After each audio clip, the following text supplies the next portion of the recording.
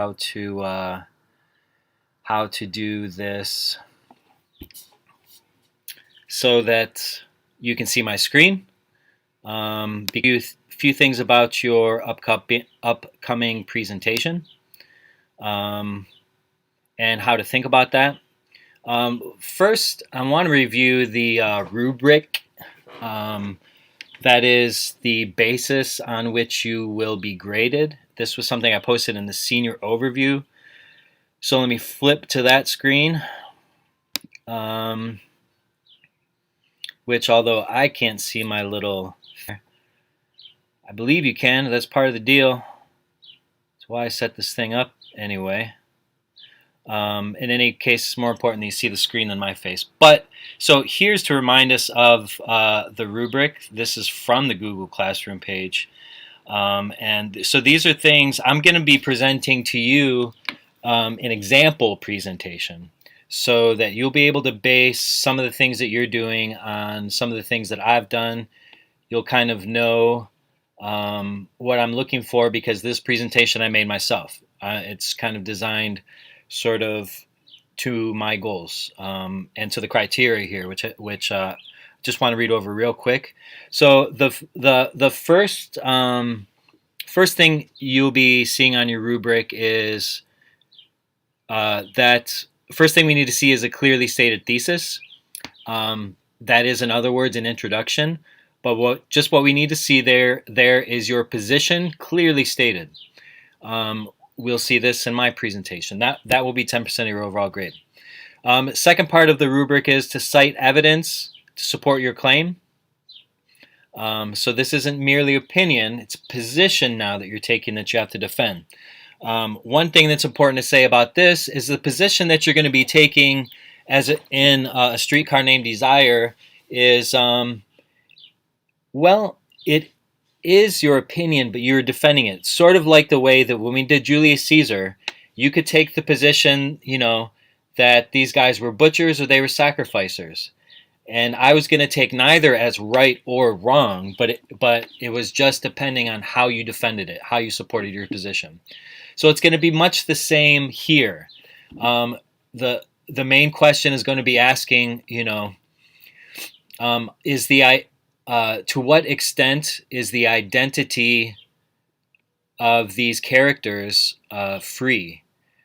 So if you could put it simply, is pick one character, maybe. Answer, I think that Blanche is free and freely creating her identity for these reasons. I think that Blanche's identity, who she is not free, is unfree. These reasons I make that claim. I think that Stanley it creates himself, is free in who he is and in his identity, and these are the reasons why. I think that Stanley is unfree, that he has been more or less created by his circumstances and chained to them, and these are the reasons why. So the bunch of positions you can take. It's going to be a matter of taking a position, supporting it with evidence from the book. So as you can see from the rubric here, this is going to be 50% of your presentation grade. This is the big part. This is where I am going to be looking upon your faithfulness to the reading and to the end. It's going to tell me a lot about whether you've read it and whether you've read it carefully. So that's why it's worth 50%. It's you knowing the content. Okay, so the third criteria is visually your presentation should be clean, well-ordered, and visually appealing.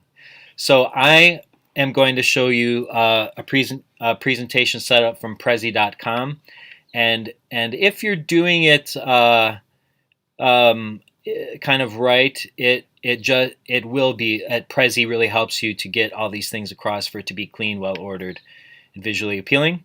You'll see that in a moment. Fourth, you should abide by rules of grammar, including proper punctuation, spelling, capitalization. It's a final project, so it should be clean, clear of text message-like grammar and communication style. It should be more formal writing style. You should have a conclusion that proceeds from the argument that you just made. Also worth 10%.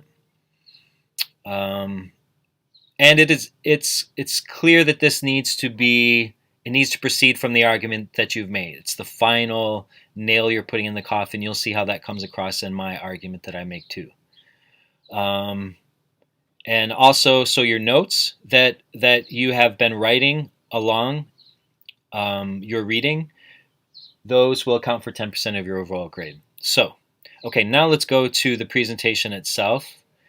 And so the presentation I'm going to show you is on Julius Caesar. I'm not going to do a presentation on Streetcar Named Desire because I don't want it to copy too much. I don't want my opinions to be copied. I want these to be yours. But you will see how to create a position and then how to think through it, how to defend it, and how to support it. So the presentation I'm making is very much about our final essay question on Caesar, which was asking, do you think Shakespeare's title was a good one, or would you propose another title? The argument that I'm making in this presentation is that there's a better title, and that title is, as you can see here on the opening page, and I'm just going to go to present so we can click through this, is The Tragedy of the Roman People. So now all these little things you see, these are all little steps that I've built into this presentation. So I will go to my first point here. And this is, again, my thesis statement, my initial position, my introduction, my opening statement. So the Roman people are a silent character in Shakespeare's play on Caesar. The tragedy of the play falls equally as much on their shoulders as anyone else. The true title of this play should be The Tragedy of the Roman People.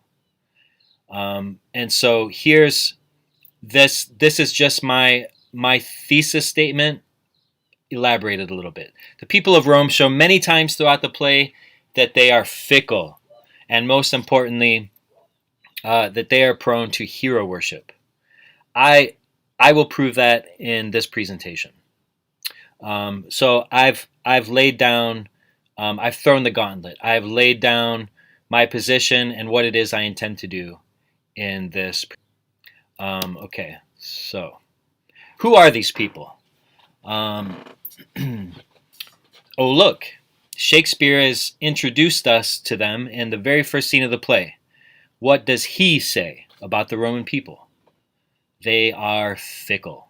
And fickle, if you guys don't know, it means someone who flip-flops, someone who doesn't make up their mind. They go either way all the time. So I quote from that first scene of the play. You blocks, you stones, you worse than senseless things. Oh, you hard hearts, you cruel men of Rome. Knew you not Pompey?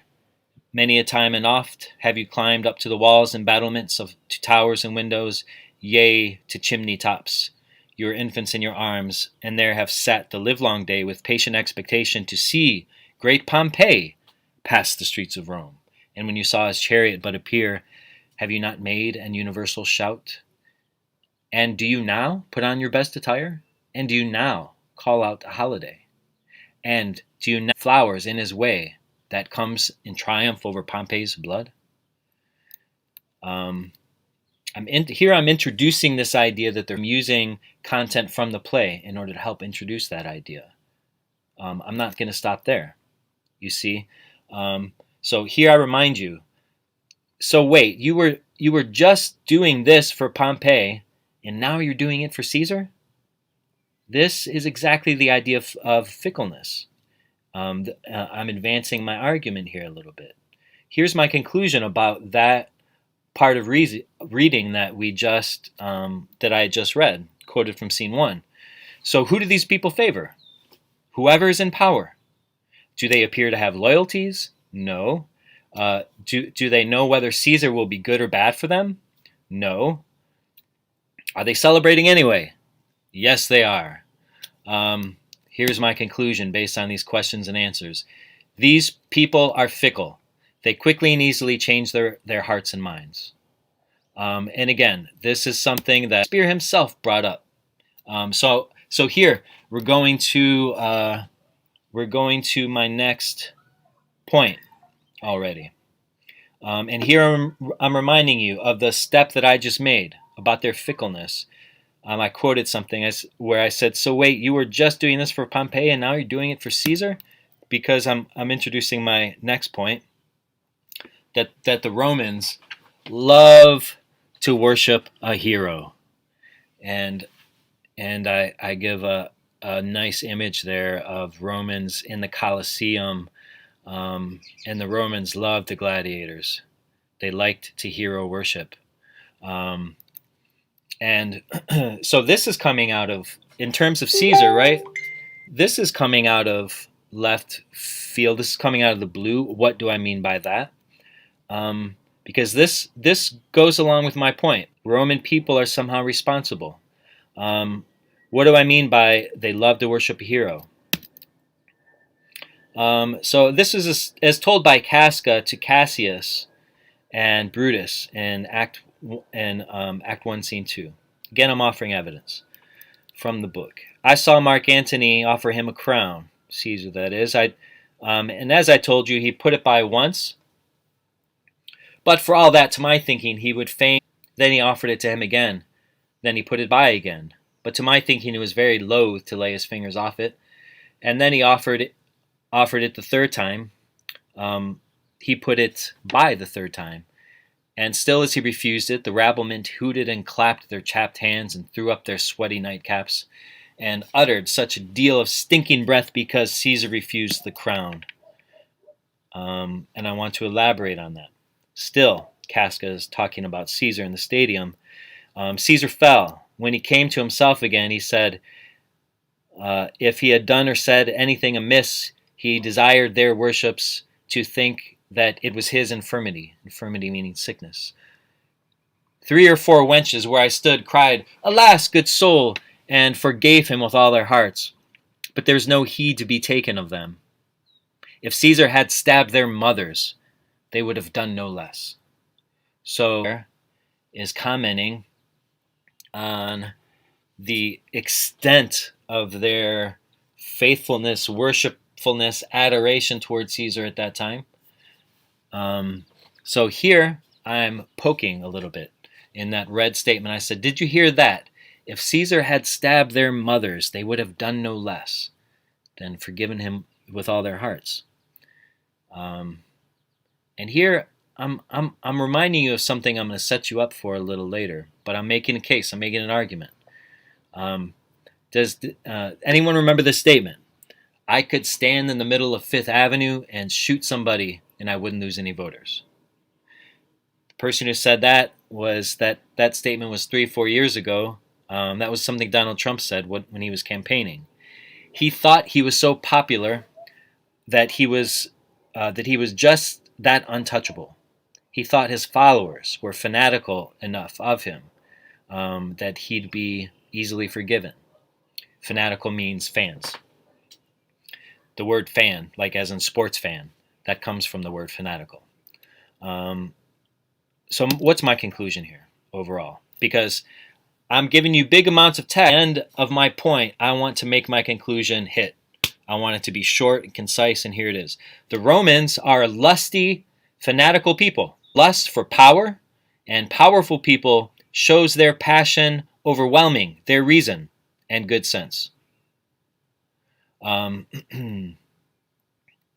So step by step, I'm giving you peaks of these qualities of the Romans. I'm sliding back the covers a little bit on this point, and then a little bit again when I make this next step. Here I'm going to slide back the covers even more in my argument against the Roman people. Can we see the Roman fickleness and hero worship any clearer than in the speeches of Mark Antony and Brutus. So here this is something nice you can do on Prezi.com. I've embedded 2 videos from the speeches of Brutus and the speech of Mark Antony. And I'm not going to press those, and we're not going to look at those. You guys remember well enough the difference between these 2 speeches. But then I give the viewer just a chance. It's like 3-4 minute clip on each of them. They can look at the speech, and then here's the crowd's reaction that I kind of point to underneath. Here's the crowd's reaction of Brutus. The first plebeian says, "Bring him with triumph home unto his house." The second, "Give him a statue with his ancestors." The third, "Let him be Caesar." The fourth, "Caesar's better part shall be crowned in Brutus." Then, only Menatheny speaks. Again, you see his speech there, on which I've posted in YouTube. If I just clicked on that, it would come up. Then here are the locals, the people, speaking after Antony's speech. "Methinks there is much reason in his sayings," says one. "If thou consider rightly of the matter, Caesar has had great wrong," says another. "Poor soul," says another, "his eyes are as red with fire with weeping." And then another, "There's not a nobler man in Rome than Antony." And then all, "We'll mutiny. We'll burn the house of Brutus. Away then, come seek the conspirators." Okay, so this right here, this slide, my presentation, is really powerful. It's showing fickleness and their hero worship. They're so impressed with one guy, then the moment he's gone, they're so impressed with the next, right? Hopefully I'm making that in my next slide. Are there any that are more eager to follow some noble or heroic figure than the Roman people? So I just made my point in that slide. And again, I wanted to make one final punch, just one sentence, 1 or 2 sentences that put it concisely about the caricature I'm making of these Roman people. So my arguments are closing down, and one of my last points is the Romans are fanatical. I've already stated this a little bit, but now I'm going to keep building up on that idea. This is what you want to do with your arguments. Keep building up. The Romans are fanatical. And look at this picture here. What's happening, but you begin to get the clue when you see the text underneath it. Poet, I'm son of the poet. What's happening there? So the final proof of the Romans' impulsiveness, which means they're willing to act on impulse and just in the moment without thinking about it, is in their slaying of Sin of the Poet, merely for having a name similar to that of a conspirator. I'm Sin of the Poet, I'm Sin of the Poet, Sin of the Poet said. The fourth plebeian said, "Tear him apart for his, tear him for his bad verses." So finally, the Roman people have proven that they are with the word of the latest and greatest hero, whomever that might be. And here in red, I like to put in red, their passion has ruled their reason. Woo! Woo! I'm laying down the heat on the Roman people. Is this anyway? Okay, here's my conclusion. Finally, the Roman people are sheeple. I point out in the first explaining my conclusion here. So I'm using here the clever hybrid of sheep and people. That is, people that are willing to follow whatever leader is put before them, especially if they have status or heroic claim. So are the Roman leaders responsible for creating this climate of hero worship? Or was the climate created by the worshipers, the Roman people, that the leaders recognized and then sought to take advantage of? That's my conclusion, okay? So, and to be honest, and I really could have used this as evidence too, and I only just thought of it. I just made this presentation a few days ago. So I hope that that encourages you guys that it's not that hard. I made it, I think, basically in a day. Maybe I started it one day and finished it the next, but maybe the harder part is just getting your points organized. Anyway, this goes along with the point that Cassius was making. It's very much my point, is that the people were fuel to the fire. of Caesar. I should have used that actually in my argument. Um, but again, maybe that's another point of evidence I could have used in this. Have here an afterword, which I kind of put this in here for you guys because among all the papers I read, I never read any, about whether they like whether the title was a good title, The Tragedy of Julius Caesar, or whether another title. I never read an opinion like the one I'm putting forward here. This is just kind of interesting. I want to put this cherry on top. So there was a recent play of the tragedy of Julius Caesar was put on in 2017 in New York. The actor that played Caesar was made up to look suspiciously like Donald Trump. This, of course, created controversy, especially when the Caesar Trump character was violently stabbed on stage. At that very moment, there were protesters who got up on the stage, and one woman, right after he was killed, I saw the video of it, got up into the stage and said, and I quote her because I saw the video. She said, "Stop the normalization of political violence against the right," which there is, that is, stop making it normal, so normal that we're used to it, desensitized to it. Maybe she has a point, but this is what I thought when I saw that footage. I thought, nah, Lincoln gets assassinated. People like JFK get assassinated, but there's no way that Trump is near the level of them or of Caesar. So how people were taking this seriously, I didn't understand. He's undeserving to be in the likeness of Caesar in that rendition of the play, the one in New York. But then I thought again, what is America's hero worship? You want to know the answer? Celebrity. We worship celebrity, and Trump may well be the president because of it, just as Julius Caesar was bound to become the king for life in ancient Rome because of hero status. Anyways, I'm not advocating an assassination or anything like that. But maybe America does have its own kind of hero worship.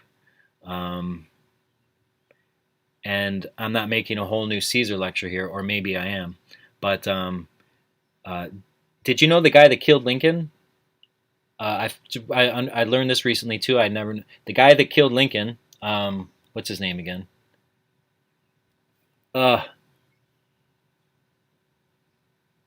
forget his name. It's a 3-part name. Anyways, you'll probably know it. It'll come back to me at some point. He was an actor. And do you know what play he loved?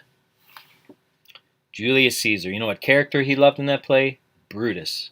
Isn't that interesting? Anyways, blew my mind.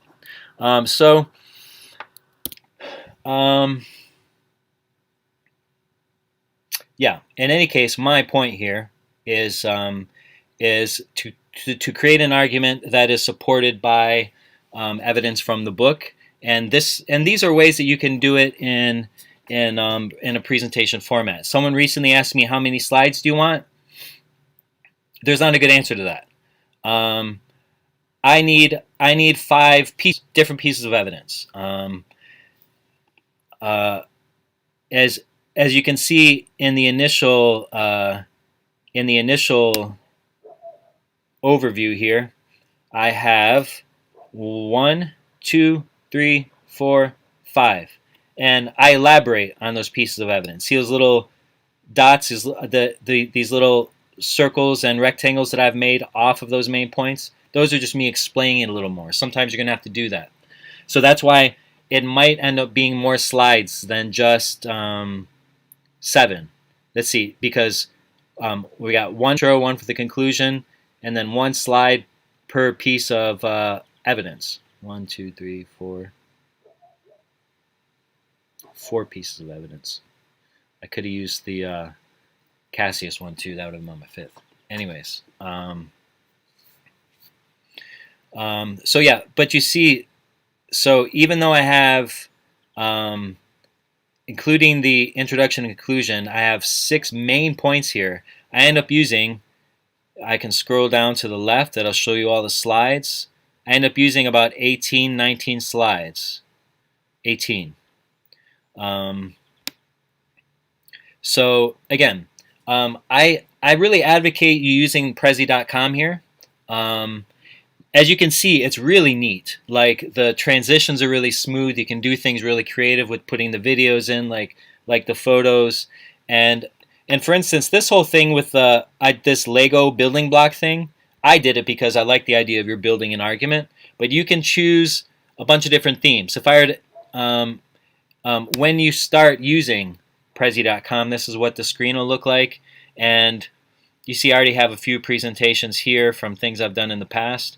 But you know, you'll just start a new. You'll hit start a new presentation like this. I might put a separate link up that a little bit more in depth how to use Prezi. It's something that it'll take a little getting used to at first, but play with it and you'll get the trick real quick. When I did this presentation a few days ago, this one on Caesar, it had been several years since I'd used Prezi, and I had to go through some refreshing, reminding stuff. But here, so this is what like when you choose. This is you can choose each of these templates. You don't have to do all this stuff that I had here. Looks fancy. It looks like maybe I did not. I just choose a template, and then I kind of ended up filling in spaces. Like you know, for instance, this was already there. This was already there. These 1, 2, 3, 4, 5, 6 pieces were already there. I created all these little things in order to explain further.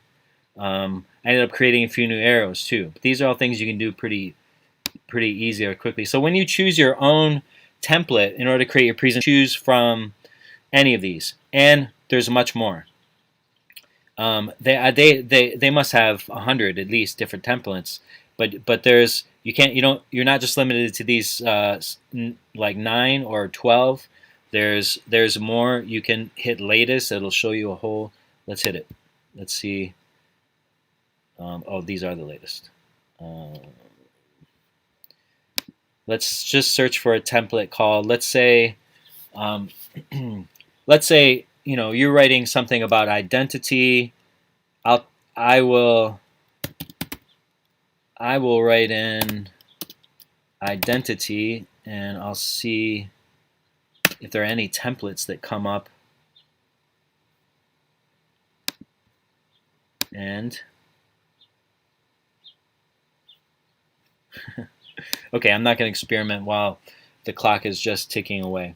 But yeah, I'm not going to explain Prezi any further. Again, you can use a different presentation format if you want. I recommend this, especially if you're going into college. Getting used to Prezi is really good because you can impress your professors, and it's pretty intuitive to learn. Like I say, there are a few little tricks to get through in the beginning, but you learn quickly. Okay, so is that I probably have talked way too much. I think I have.